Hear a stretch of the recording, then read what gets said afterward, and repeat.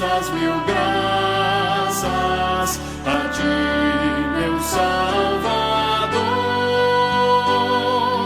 Graças, graças, mil graças por teu precioso amor. Bom dia, povo de Deus, graça e paz, meu irmão e minha irmã. Que bênção estarmos juntos em mais uma manhã de domingo, deste domingo, dia 23 de janeiro de 2022. Como é bom começarmos o ano diante do Senhor, colocando-nos diante dele. Lembre-se, as pessoas sabem que você conhece o Pai, e as pessoas sabem que nesse momento, nesse domingo, elas sabem que você está em oração, pedindo que o Espírito Santo as ilumine em suas vidas. Que responsabilidade abençoadora! Domingo 23 de janeiro de 2022, terceiro domingo do tempo comum, um texto que nos convida à oração silenciosa, se encontra no Salmo 96, versos de 1 a 6. Leamos todos a uma só voz. Cantai ao Senhor um canto novo. Cantai ao Senhor, ó terra inteira. Esplendor, majestade e beleza brilham no seu templo santo. Louvemos ao Senhor, ouvindo o nosso prelúdio.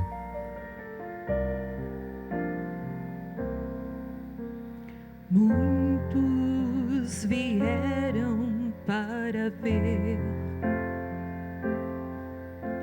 aquele homem galileu.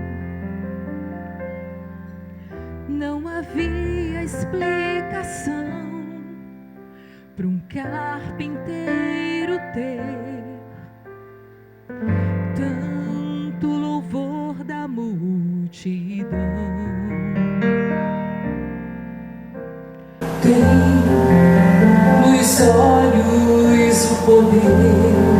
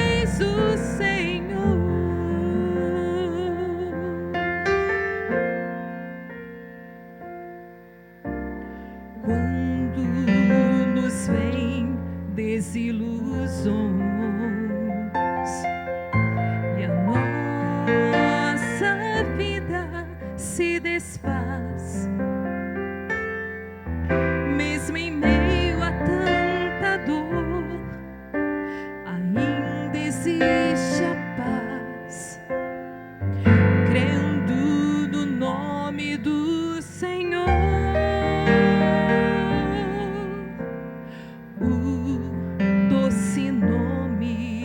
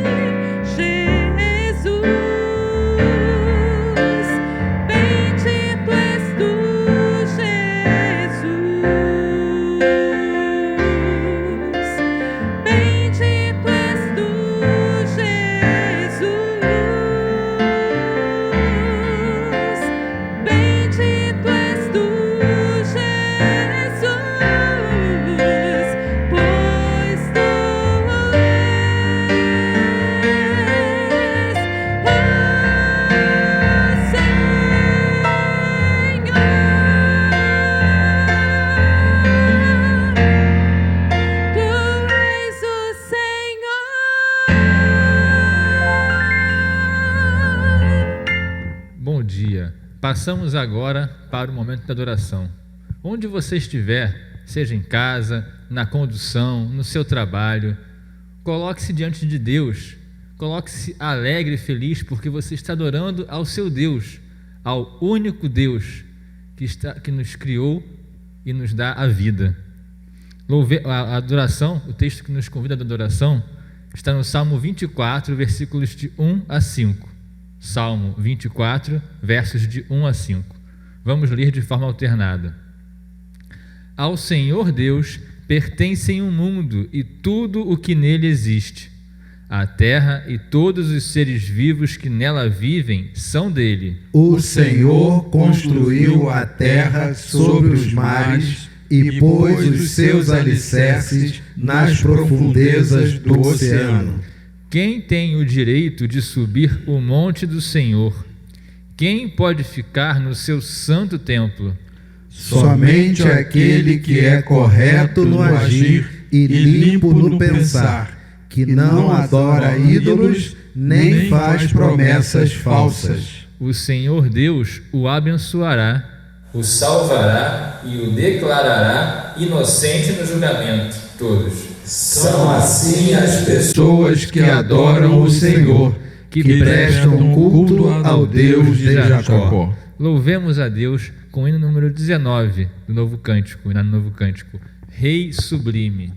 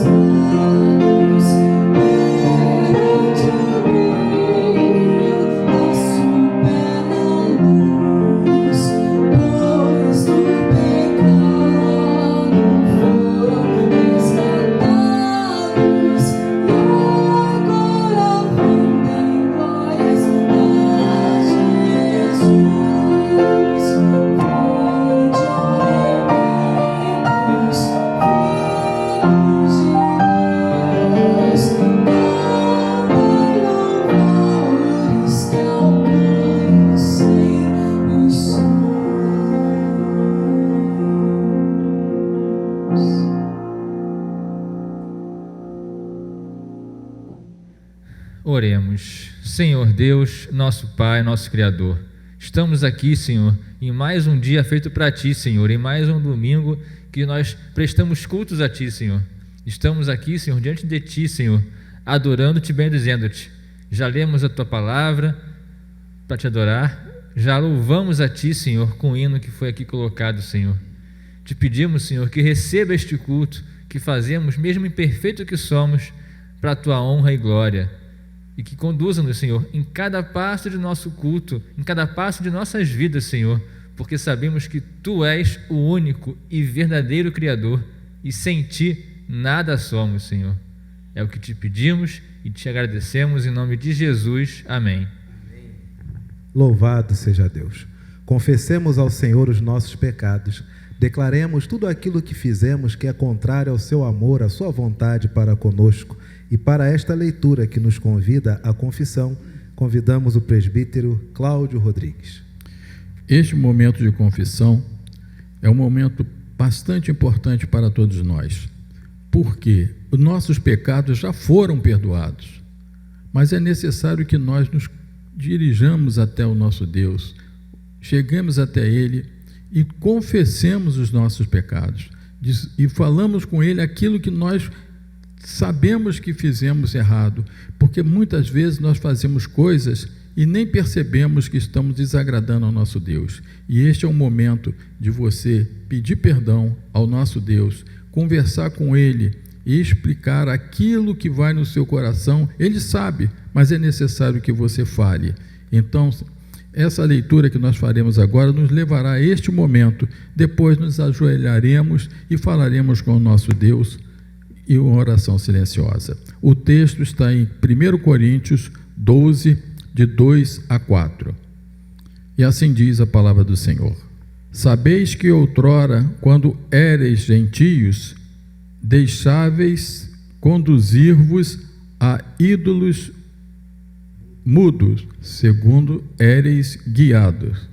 Por isso vos faço compreender que ninguém que fala pelo Espírito de Deus afirma: Anátema Jesus.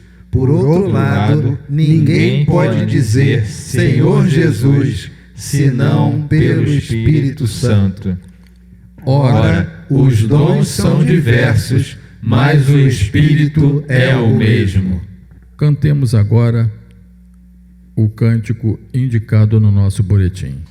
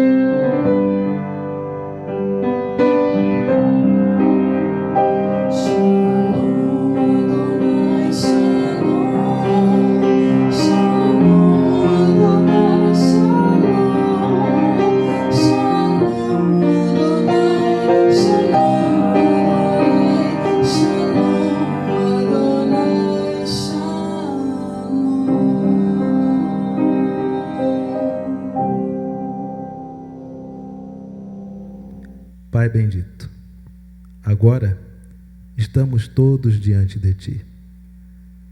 Todos, Senhor, nivelados em um único propósito: o reconhecimento pleno de que somos pecadores e nada podemos fazer se o Senhor não nos abençoar. Por isso, ó Pai, pedimos-te o perdão de nossos pecados, confessando ao Senhor tudo aquilo que fizemos de errado. Perdoa-nos, poderoso Pai. Com a Tua graça, com a Tua misericórdia, ensina-nos, Senhor, a amar a Ti, amar ao nosso próximo e a amarmos a nós mesmos. Perdoa-nos, ó Pai, pela Tua graça, e dá-nos o privilégio de nos levantarmos totalmente perdoados por Ti. É a nossa oração em nome de Jesus. Amém. A palavra do Senhor nos traz uma declaração de perdão que se encontra na primeira carta de Paulo aos Coríntios, capítulo 12, verso de número 11. Assim diz a palavra do Senhor. Mas um só é o mesmo Espírito, realizam todas estas coisas, distribuindo-as como lhe apraz, a cada um individualmente. Perdoados de nossos pecados, saudemo-nos uns aos outros com a paz de Cristo. Paz de Cristo, Cláudio, Tiago, Elias, paz de Cristo a todos que participam deste culto ao Senhor, neste tempo ao nosso Deus. Queridos, nós agora vamos receber a palavra do Senhor. E para esta oração, que clama que o Espírito da verdade abra a nossa mente para nos dar clareza e abra o nosso coração para convencer-nos do pecado e do melhor caminho, que é o caminho do Senhor, convidamos o nosso irmão presbítero Cláudio para fazer esta oração de iluminação. Oremos. Querido Deus, meu Pai amado, meu Pai todo-poderoso, Criador de todas as coisas do universo, Senhor. Diante de Ti estamos agora, Senhor, para ouvir a Sua palavra, ouvir os ensinamentos que Tu tens para nós, Senhor. Ensinamento estes que com certeza, Senhor, por ter vindo de Ti, irá melhorar nossas vidas, irá fazer com que nós possamos cada vez mais ser melhores servos Teus. Então, Senhor, sabemos da nossa pequenez, sabemos que não temos condição de fazer nada a não ser, Senhor, por Tua imensa bondade. Então te pedimos, Senhor, neste momento, que nos ilumine para que possamos ter discernimento de tudo que vai ser dito neste momento pelo Seu servo, reverendo Anderson, que também já foi iluminado por Ti, Senhor. E também te pedimos que continue abençoando ele e sua família, para que ele possa, Senhor, cada vez mais ter ânimo, ter força e ter discernimento de ouvir a Sua palavra e transmitir para todos nós. Muito obrigado, Senhor. Sabemos que estamos pedindo em nome de Jesus e com isso nós receberemos, Senhor. E é em nome desse Jesus que nós te oramos e te agradecemos por todas as coisas. Amém. Amada igreja, mais uma vez, bom dia. Abramos as nossas Bíblias no Evangelho de Mateus, capítulo de número 19. Evangelho de Mateus, capítulo de número 19. No domingo anterior, nós começamos a falar sobre o perigo das riquezas, onde vimos que riqueza é uma coisa, porém, quanto mais queremos riqueza, mais despertamos em nós uma coisa chamada ganância. E não há, no fato de ser rico, pecado. O problema é quando lidamos com a riqueza de forma gananciosa. Mateus, capítulo de número 19, a partir do verso de número 16. E eis que alguém, aproximando-se, lhe perguntou: Mestre, que farei eu de bom para alcançar a vida eterna? Respondeu-lhe Jesus: Por que me perguntas acerca do que é bom? Bom só existe um. Se queres, porém, entrar na vida, guarda os mandamentos. E ele lhe perguntou: Quais? Respondeu Jesus: Não matarás, não adulterarás, não furtarás, não dirás falso testemunho, honra teu pai e tua mãe, e amarás o teu próximo como a ti mesmo. Replicou-lhe o jovem: Tudo isto tenho observado. Que me falta ainda? Disse-lhe Jesus: Se queres ser perfeito, vai, vende os teus bens, dá aos pobres, e terás um tesouro no céu. Depois, vem e segue-me. Tendo, porém, o jovem ouvido esta palavra, retirou-se triste, por ser dono de muitas propriedades. Pastor, Talvez o nosso pensamento, em um primeiro momento, seja: pastor, eu acho que eu já sei para onde vai esse sermão. Acho que eu já sei.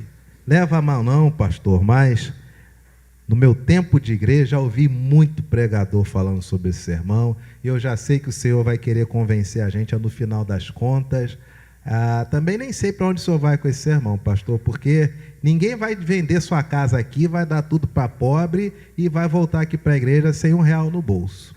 Então não sei para onde o senhor vai para esse sermão.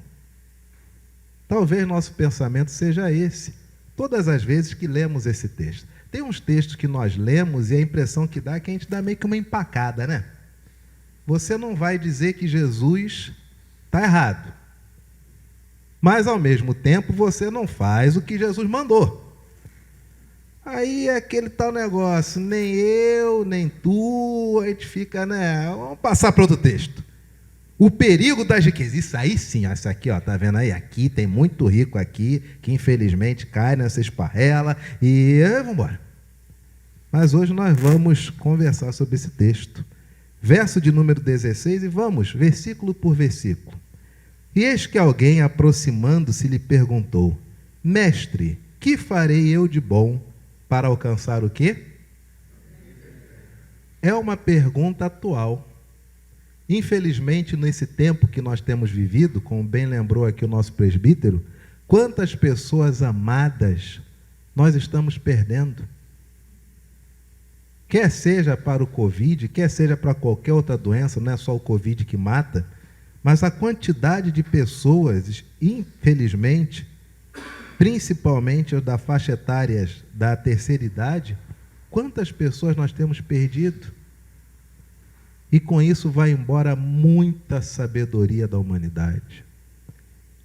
Quantas pessoas desde 2019, desde 2020, começaram a se perguntar se iam para o céu, se vão para o céu? Quantas pessoas ficaram em um primeiro momento no lockdown com uma perspectiva do seguinte: espera aí, se realmente há esse lockdown, a gente não pode sair, pode morrer, e a ceia?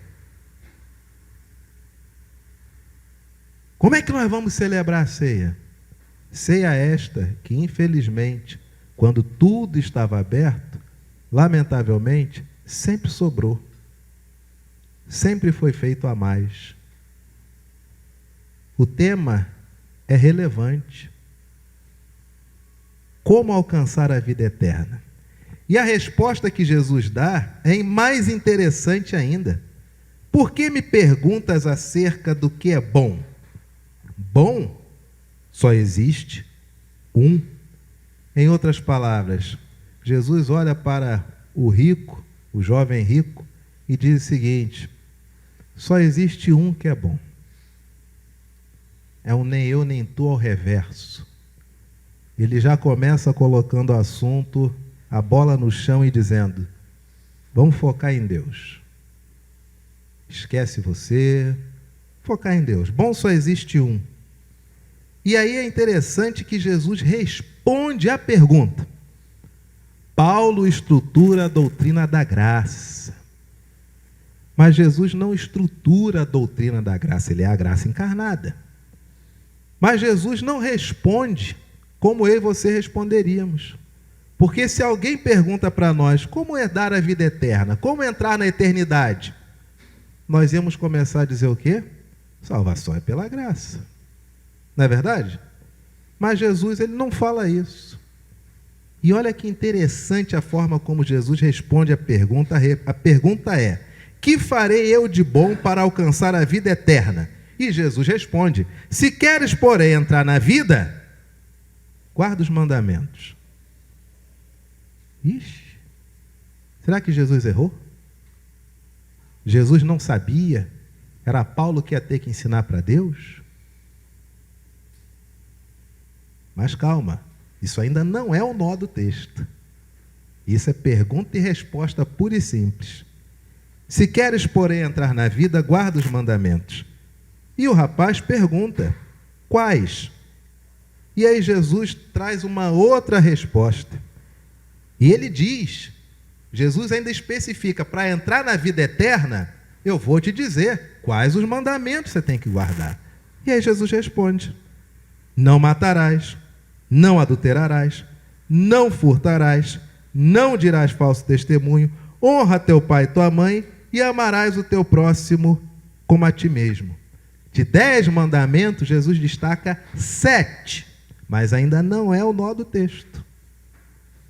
E desses 7 mandamentos, o jovem responde: tudo isto tenho observado, que me falta ainda. Talvez o jovem fosse de uma época onde se podia obedecer, onde era possível obedecer esses 7 mandamentos. Mas se Jesus estivesse hoje em um tema tão importante, tão atual, onde todo mundo na expectativa de talvez morrer, quer seja de Covid ou qualquer outra coisa, com a escalada da violência, como alcançar a vida eterna? E se Jesus respondesse: guarda os mandamentos. E se nós perguntássemos quais, e ele dissesse esses 7, será que a nossa resposta seria igual à do jovem? Porque de 10 mandamentos, Jesus separou 7. Desses 7, vamos lá. Não matarás. Pastor, isso é mole. Minha ficha está lá. Nunca nem passei na delegacia. Estou tranquilo. Não adulterarás. Pastor, aí, peraí. Mas assim, adultério é só físico, né? Internet não conta, né? Não furtarás. Então, mas assim, quando alguém me dá o troco errado, e eu resolvo ficar com esse troco porque o empresário já tem muito e o governo nos rouba também nos impostos, isso caracteriza roubo, pastor? Não dirás falso testemunho. Pastor, quem não mente hoje em dia, pastor? Dá para viver e ganhar dinheiro sem mentir, pastor? Honra teu pai e tua mãe. Ah, pastor, se o senhor soubesse como minha mãe me tratou, se eu soubesse quem meu pai era. Ah, isso aqui, pastor. Amarás o teu próximo como a ti mesmo. Então, pastor, o problema é esse, eu não me amo. Se eu não me amo, como é que eu vou amar o outro como eu amo a mim? Não dá. Engraçado, curioso. Não é engraçado, é curioso. Que quando Jesus dá esses 7 mandamentos, o homem responde: olha, tudo isso eu tenho observado. Se nós perguntássemos como alcançar a vida eterna e se Jesus enumerasse esses 7 mandamentos, será que nós diríamos: tudo isso eu tenho observado? Não roubo, não minto, não mato, não adultero. Será que tudo isso? Responderíamos como respondeu o jovem? Replicou-lhe o jovem: tudo isto tenho observado, que me falta ainda. E aí é o momento onde aí sim, disse-lhe Jesus: se queres ser perfeito, vai, vende os teus bens, dá aos pobres e terás um tesouro no céu. Depois vem e segue-me. Em outros textos, o jovem pergunta: que me falta ainda? E Jesus responde: só uma coisa te falta. Nos dias de hoje, será que nós teríamos a coragem desse jovem, se Jesus desse expediente, e ficar sentado aqui, ó, essas cadeiras, se ele desse expediente, toda terça e quinta eu estou na igreja da Tijuca, de 8 a meio-dia, se ele viesse em carne, novamente, e desse expediente, ele viria mais, porque a igreja da Tijuca é uma igreja, nossa, uma igreja acolhedora, fraterna, um calor humano. Jesus aqui, literalmente, ia se sentir em casa, mas ele ia ter que estar em outras comunidades, então ele viria aqui, um exemplo, terça e quinta, e todo primeiro domingo, mas terça e quinta durante a semana. Se ele sentasse e tivesse uma placa ali fora: se você quer saber o que te falta para entrar na vida eterna, Jesus te responde. Quantos de nós iríamos sentar em uma cadeira ao lado de Jesus para ouvir dele o que nos falta? Mas ainda que tivéssemos essa coragem de sentar olho no olho, cara a cara com Jesus, Deus encarnado, Senhor, não dá nem para dizer para Deus, né? Seja honesto, seja sincero. Jesus, o que me falta? Talvez a nossa resposta, nossa pergunta, nosso pensamento da resposta de Jesus fosse: te falta perdoar, te falta crer, te falta acreditar, te falta amar, te falta esquecer, te falta lembrar, não é verdade? Hoje de manhã, se Jesus te pergunta, você sabe o que te falta? Talvez a sua resposta estivesse nessas categorias. Ainda me falta crer mais, ainda me falta acreditar, eu ainda tenho muita coisa a perdoar, eu ainda tenho muita coisa a esquecer, tem certas coisas que eu ainda preciso lembrar. Não é verdade? Talvez essa fosse a expectativa do jovem rico quando perguntou. Mas Jesus diz: só uma coisa te falta. E esse é o ponto desse texto. O que faltava ao jovem não era a sensação de que todos os mandamentos ele cumpria. O que faltava ao jovem era a atitude de quem cumpria os mandamentos. E é nessa esparrela que muitas vezes eu e você estamos nesse ponto da história caindo eventualmente. Porque hoje, conversando ontem com a nossa OMP, até o momento onde nosso link caiu, né, Gabriel? Conversando com a OMP ontem, estávamos abordando esse tema, de que nós estamos cada vez mais imersos na cultura da sensação, onde o indivíduo chega ao ponto de entrar em um local e dizer assim: peraí. Não estou sentindo a presença de Deus.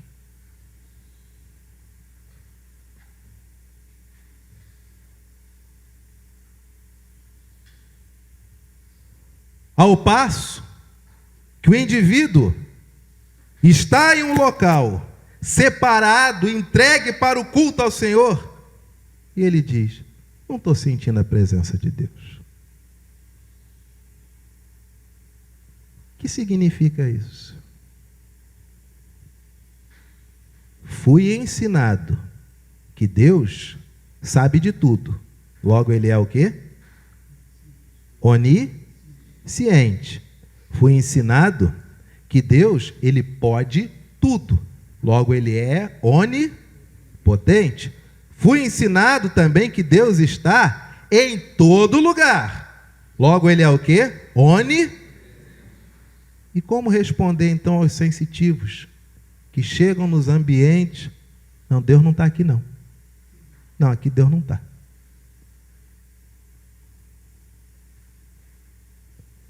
Nós estamos imersos nas sensações, na sensibilidade, uma sensibilidade, a sensação de que Deus está ou Deus não está. Quer ver uma outra sensibilidade que estamos imersos? Eu sei que eu tenho que perdoar. As pessoas às vezes dizem isso: eu sei que eu tenho que perdoar, mas eu ainda não senti o desejo de perdoar. Eu sei que eu tenho que amar, mas eu ainda não senti a vontade de amar. Em outras palavras, a razão sabe o que deve ser feito, mas sabe como é que é, né? Se não tiver um chorinho, não tiver uma comoção, se a voz não ficar embargada, aí não é o Espírito Santo. Queridos, Jesus olha para esse jovem rico e o que o jovem pergunta, Jesus responde. Jesus não vai tratar de teologia da graça, doutrina da salvação. Não. Pois não, meu filho. Como eu faço para entrar na vida eterna? Só guardar os mandamentos, meu filho. Mas quais mandamentos? Claro, meu filho, toma 7 mandamentos. Mas isso eu já tenho observado. O que é que me falta? Meu filho, só te falta o seguinte: vai, vende tuas coisas aos pobres, volta, vende tuas coisas, dá aos pobres, então volta e me segue. É pergunta e resposta, pergunta e resposta, pergunta e resposta. Talvez nós nem perguntássemos nada. Porque ou só de Jesus estar no bairro, os sensitivos já diriam, o bairro está abençoado, o bairro pertence a Jesus, porque eu sinto que ele está no bairro. Deu na RJ, mas eu sinto que ele está no bairro. Ou o oposto. A Bíblia diz que Jesus não tinha aparência nem formosura, não é isso? Em outras palavras, para o que se esperava de Deus encarnado, fisicamente ele era o quê? Somente um homem, como outro qualquer. E talvez os sensitivos, ao olhá-lo, dissessem, não, se Deus fosse encarnar, não ia ser, não ia encarnar assim, não. O Richard Gere, que é ser humano, é mais bonito que esse cara. É que Deus, ao encarnar, vai encarnar assim.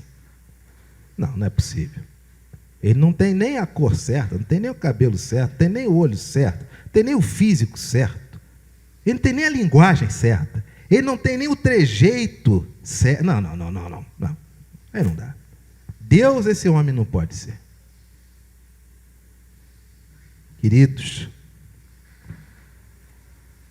se Jesus perguntasse a você nesta manhã, se Jesus dissesse a você nesta manhã, o que te falta, o que ele lhe diria?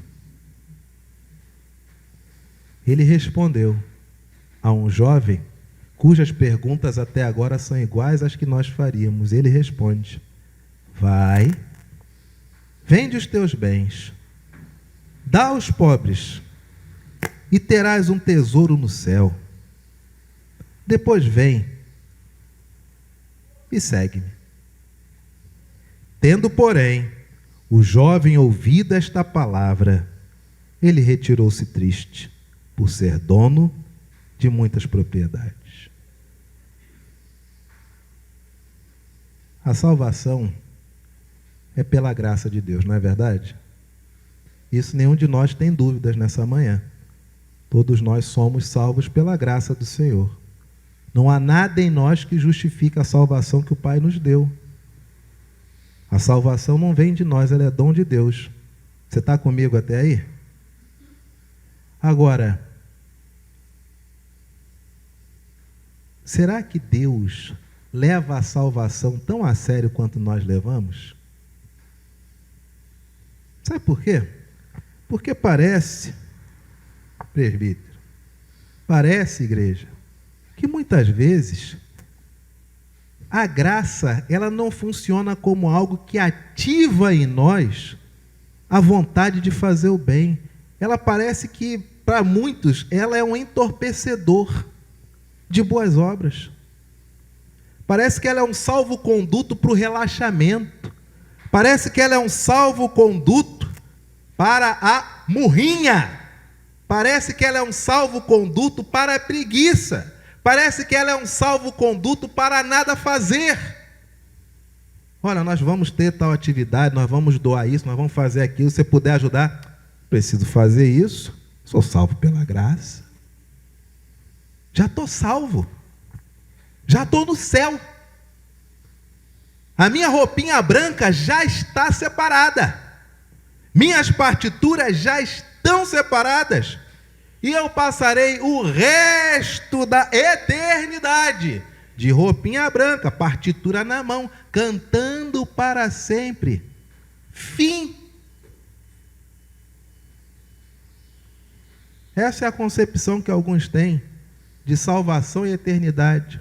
Roupinha branca, partitura na mão. Não sei se quem usa óculos vai precisar usar óculos lá, porque vai ter partitura, né? E vão ficar cantando para sempre. Ninguém vai enjoar, nem Deus. Parece que a graça, muitas vezes, ela é algo que os cristãos utilizam desse termo, não a graça em si, a graça real, mas o termo, como se fosse o inibidor de fazer o certo. Será que Jesus leva a salvação tão a sério quanto nós levamos? Abra sua Bíblia, Mateus capítulo de número 25.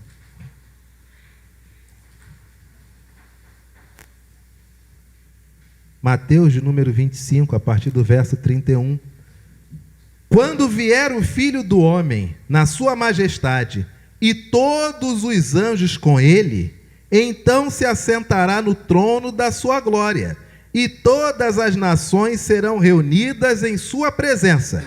E ele separará uns dos outros, como o pastor separa dos cabritos e porá as ovelhas à sua, mas os cabritos.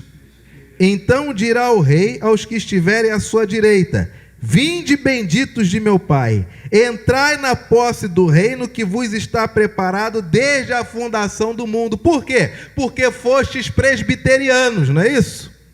Porque fostes calvinistas, não é isso? Porque fostes reformados, não é isso? Porque fostes católicos. Por quê? Sabe por quê? Vocês vão entrar na posse do reino que está preparado para vocês desde que nós fundamos o mundo? Porque eu tive fome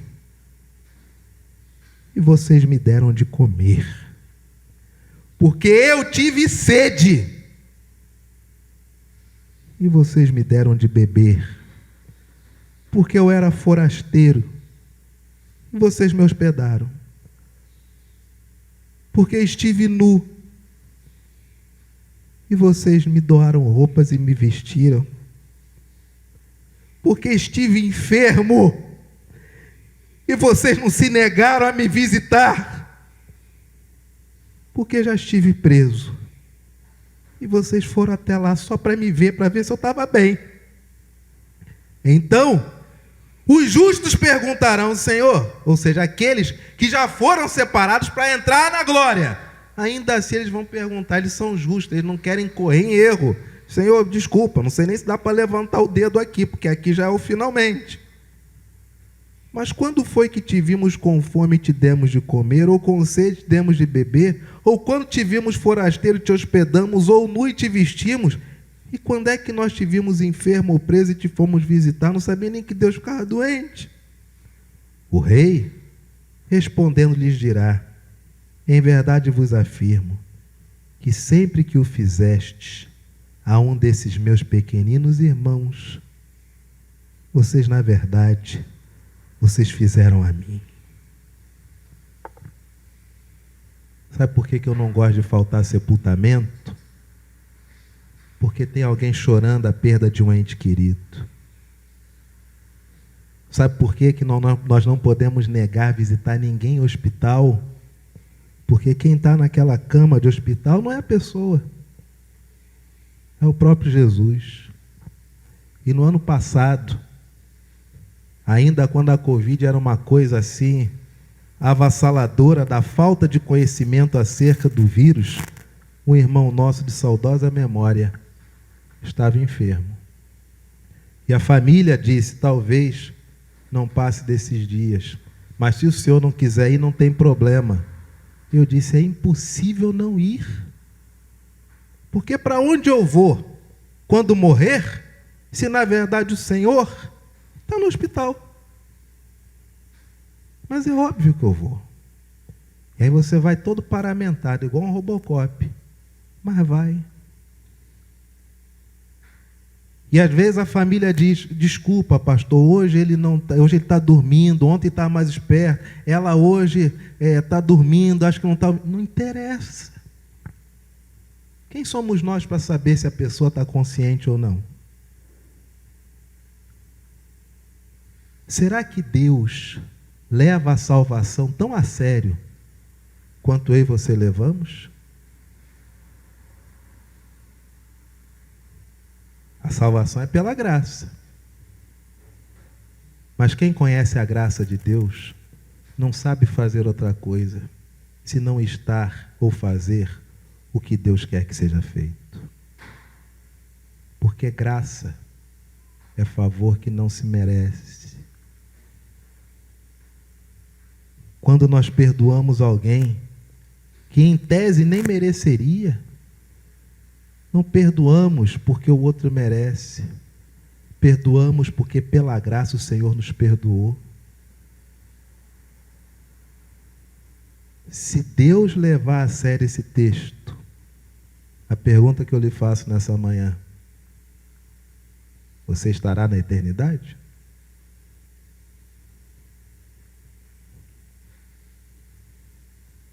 É pesado, né?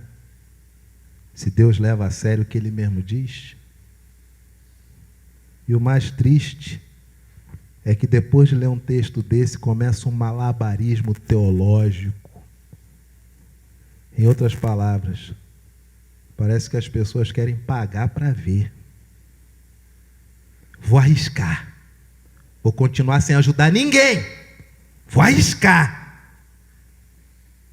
Que Deus seja contigo.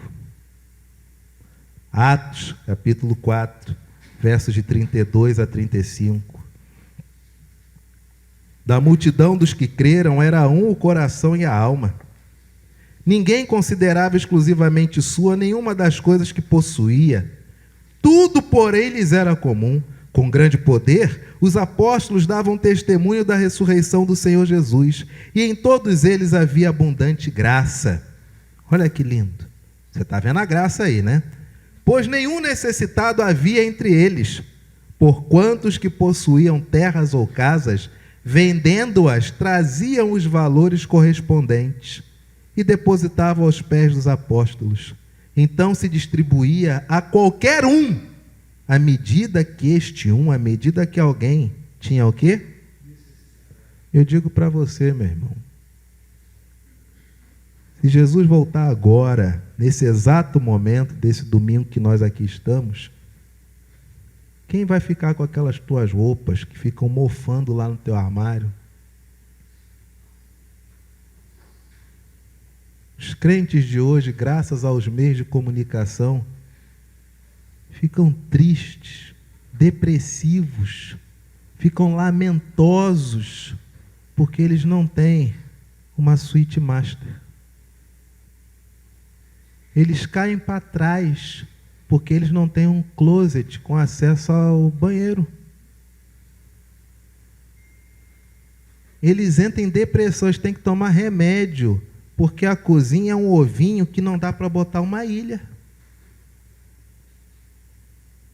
E eles ficam se perguntando onde foi que erraram, qual o pecado que ele e os pais deles cometeram, porque da sala não tem vista para a piscina.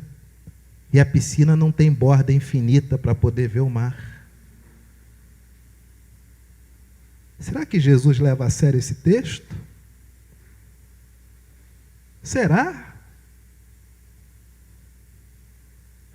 O que vai ficar? Aliás, para quem vai ficar todas as nossas coisas quando nós viermos a faltar? Talvez você me diga: pastor, mas tem a graça de Deus. Pastor, a graça, mesmo não merecendo, a gente vai para o céu. Eu concordo com você. Mas de saída, desde que nós nascemos, a gente já não merece nada, amigo.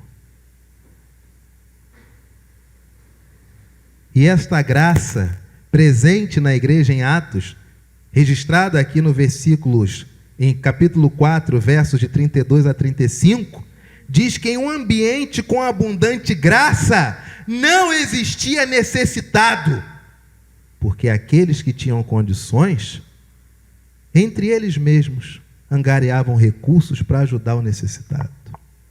Louvado seja Deus, porque a nossa igreja abençoa missionários, abençoa instituições, e nós podemos fazer muito mais e faremos. Se estivermos vivendo os últimos dias, se estivermos vivendo o período que precede a grande tribulação, quem vai ficar com o que você angariou até hoje? E que diferença fará na presença do Rei, se você teve uma casa com 300 metros quadrados ou morava em um kitnet? Não fará diferença nenhuma. A palavra do Senhor diz que o jovem se retirou triste, porque era dono de muitas propriedades. Se você viesse e perguntasse para Jesus o que te falta, e ele respondesse, o que você faria? Ou você se retiraria daqui triste, por ser dono de muitas propriedades? Ou você se retiraria triste, porque o seu guarda-roupa, afinal de contas, foi conseguido com muito esforço? Ou você se retiraria triste, porque na verdade você não pode abrir mão de nada para abençoar ninguém? A salvação é pela graça. Mas no ambiente onde a graça abunda, ninguém passa necessidade. No ambiente onde a graça, ela está em todos, ela é abundante, depositam aos pés dos apóstolos para que se distribua a qualquer um à medida da necessidade. Ambiente com a graça de Deus é assim. Jesus leva a sério a nossa salvação. Não foi à toa que ele morreu por nós. Da mesma forma como ele leva a sério a salvação, também devemos levar a sério os critérios que ele elencou, que nos fazem já nesta vida desfrutar da graça de Deus. Irmãos, esse tempo na liturgia é reservado para o ofertório. Esse momento é o momento em que nós nos dedicamos ao Senhor com as nossas vidas e fazendo parte dela, dízimos e ofertas, com gratidão, uma manifestação gratulatória por todas as bênçãos de sustento que o Senhor nos tem dado. E uma parcela disso é mandamento do Senhor separarmos o dízimo e as ofertas para apresentar ao nosso Deus. E a igreja trabalha com uma proposta orçamentária. Ela é elaborada e montada a partir de diversas rubricas. E uma dessas rubricas é a ajuda aos campos missionários, que a nossa igreja vem mantendo por alguns anos, diversos campos missionários, especificamente com um sustento mensal. Reverendo, recentemente, fez uma viagem para verificar localmente, em cada campo, qual a necessidade efetiva, e esses que foram separados para receber uma oferta específica da nossa igreja mensal, têm recebido, e nós pretendemos continuar ao longo de 2022 com essa mesma oferta. Além disso, nós fazemos também apoio a 23 campos missionários. Quem acompanha as nossas liturgias ou nos cultos na igreja sabe disso. Esse tempo é para isso, para a gente dedicar dízimos e ofertas específicas, especiais para essas atuações da igreja. Queremos continuar pregando o Evangelho, não só aqui, mas também lá nos locais onde nós não podemos ir. E para esse tempo foi separado um texto na segunda carta de Paulo aos Coríntios, capítulo 9, versículos 6, 7 e 10, que nós vamos ler conforme indicado, e depois nós vamos cantar um hino muito significativo na igreja, que é o Quero Ser um Vaso de Bênção. Como pode ser um vaso de bênção? Tem várias maneiras, uma delas é essa, é você abençoando os campos missionários, o trabalho de evangelização da igreja.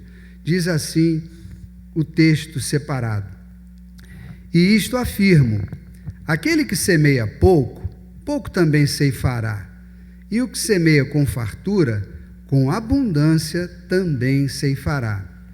Cada um contribua segundo tiver proposto no coração, não com tristeza ou por necessidade, porque Deus ama a quem dá com alegria.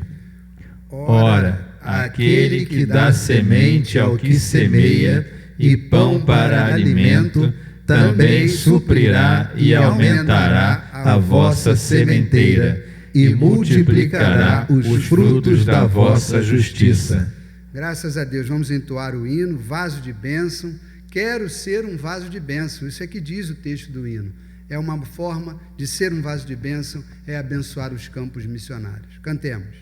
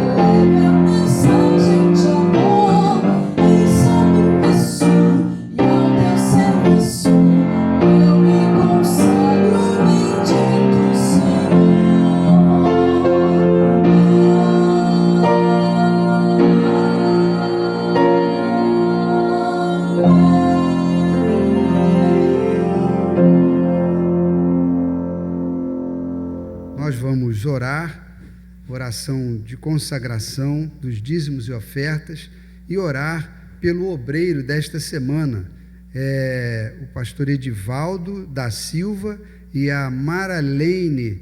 Eles estão em Correntes, em Pernambuco. Nós vamos então orar por todos os campos missionários, pela obra missionária da igreja e especificamente por esse casal missionário que está nesse campo. Vamos orar. Senhor, nosso Deus, nosso Pai, quão bom, Senhor, é contar com as bênçãos do Senhor. Como nós gostamos de ser abençoados, é muito bom. E nós estamos nesse momento reconhecendo que fomos abençoados pelo Senhor, que temos sido abençoados, nós individualmente e a nossa amada Igreja Presbiteriana da Tijuca. 54 anos que o Senhor tem sustentado a tua igreja aqui nesse lugar. Nós agradecemos por isso, apresentamos ao Senhor agora dízimos e ofertas trazidos pelo teu povo. Recebe, Pai, e dá a bênção do Senhor para que esse resultado financeiro seja profícuo para a obra de expansão do teu reino. Lá nos campos missionários, aqui na Alzira Brandão, onde a igreja quiser atuar. E em especial, Senhor, para todos os campos que nós temos contribuído. E hoje, de uma forma especial, para o reverendo Edivaldo e sua esposa. Dá, ó Deus, a tua bênção lá na pregação da tua palavra, do Evangelho, lá no lugar onde ele está atuando. Que prospere, Senhor, o Evangelho através do ministério do teu servo, que o Senhor separou para isso. Dá-nos também a bênção de podermos permanecer como apoiadores desse trabalho. A tua igreja amada, presbiteriana da Tijuca, se dedicando ao Senhor, apresentando dízimos e ofertas. Tudo nós pedimos e agradecemos, orando em nome de Jesus. Amém. Amém.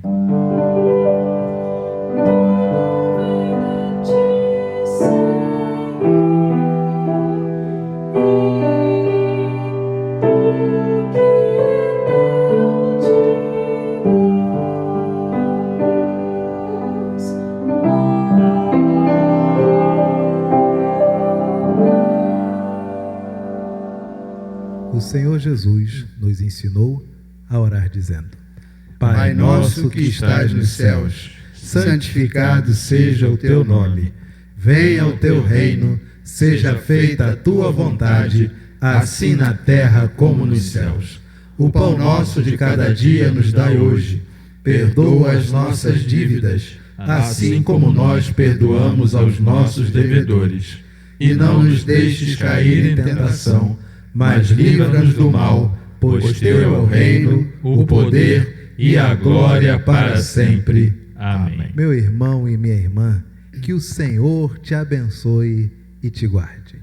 E que a graça do nosso Senhor e do nosso Salvador, o Senhor Jesus Cristo, e que o amor de Deus, o nosso Pai, e que a comunhão, que as consolações, que a alegria e que a paz que vem do Espírito da verdade repouse sobre você, sobre a sua casa, sobre toda a sua família, sobre toda a nossa igreja e sobre todo o povo de Deus, desde agora e para todo sempre.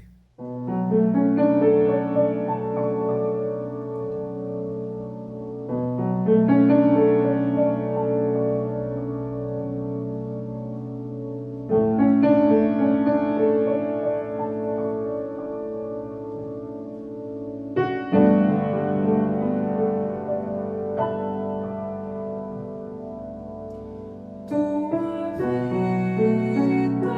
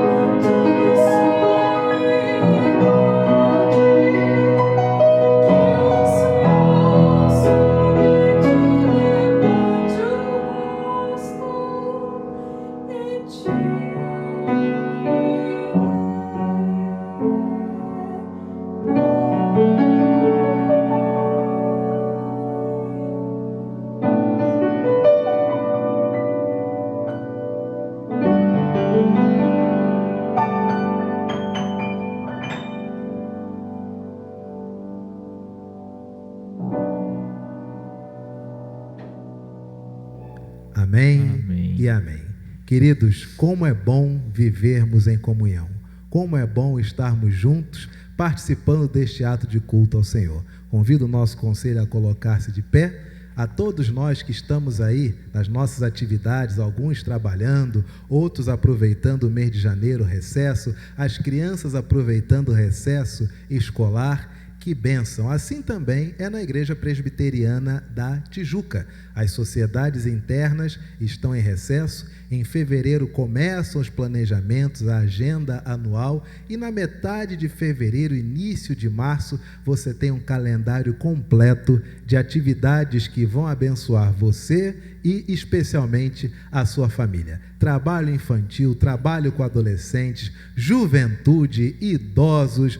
A Igreja Presbiteriana da Tijuca é um local para todos que querem ser tratados iguais pelo Evangelho do nosso Senhor Jesus Cristo. Se você quer ser tratado como outro irmão, da mesma forma como são tratados todos aqueles que buscam viver o Evangelho, esta igreja é o seu lugar. Que o Senhor te abençoe e todos juntos acenemos, simbolizando, desejando uma boa semana. Paz de Cristo. Tu és fiel.